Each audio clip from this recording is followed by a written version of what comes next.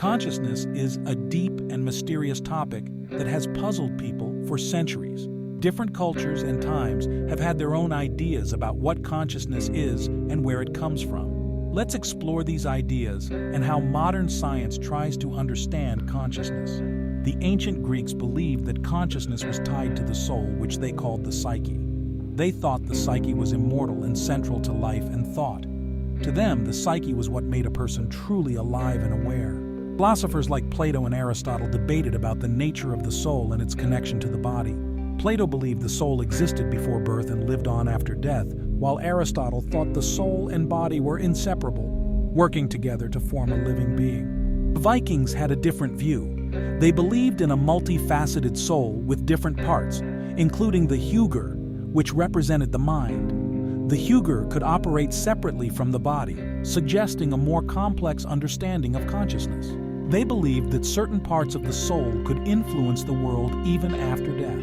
This belief shows that the Vikings saw consciousness as more than just brain activity. It was something that could extend beyond physical existence.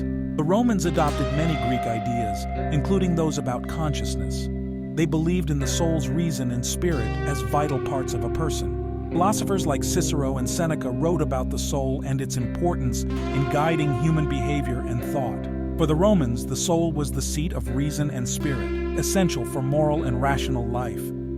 The Sumerians, one of the earliest civilizations, saw consciousness as divine. They believed that gods bestowed awareness upon humans. Their religious texts describe gods creating humans and granting them the ability to think and be aware. This view places consciousness at the heart of divine interaction with the world, making it a gift from the gods. These spiritual insights highlight a timeless quest to understand consciousness beyond mere brain activity. They reflect the human desire to see consciousness as something profound and significant, often tied to the divine or the soul. Now let's dive into a fascinating medical condition called hemispatial neglect to understand how our brain processes information and how that relates to consciousness. Imagine two pictures of a house. In one picture, the house is normal. In the other, there's a fire on the left side. A patient named PS had a stroke that damaged the right side of her brain, causing her to have hemispatial neglect. This condition means she couldn't see or pay attention to anything on her left side. When shown the two pictures, PS couldn't see the difference between them because she couldn't see the left side of the images. However, when asked which house she would prefer to live in, she consistently chose the house without the fire. Even though she wasn't consciously aware of the fire, her brain still processed the information from both pictures. This suggests that our brain can process information and influence our choices even if we're not consciously aware of it. If a ball were thrown at her left side, PS might duck without knowing why. This condition shows a clear distinction between the brain's processing of information and our conscious experience. From a scientific perspective, consciousness is our awareness of the external world and our inner selves. It's the feeling of seeing an image, knowing you're looking at it, and experiencing thoughts and emotions about it.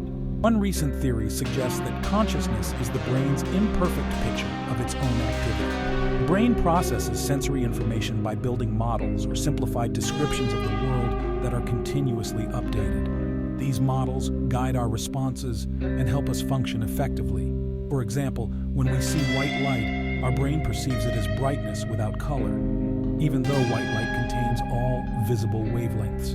Similarly, the brain creates a model of our body that tracks the configuration of our limbs but not individual cells.